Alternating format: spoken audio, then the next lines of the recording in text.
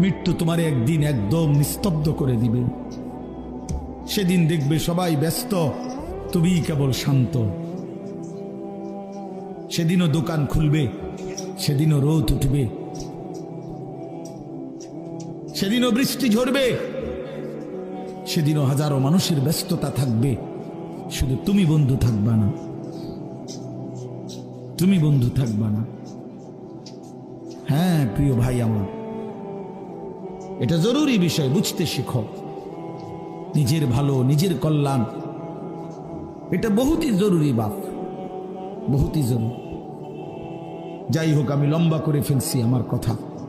তৃতীয় কথা হলো দলালাত, কোন ব্যক্তি হকের রাস্তা, জান্নাতের রাস্তা, সঠিক রাস্তা থেকে পথ হারিয়ে ফেলা, কুফুরির মধ্যে লিপ্ত হলো, শিরিকের মধ্যে লিপ্ত হলো,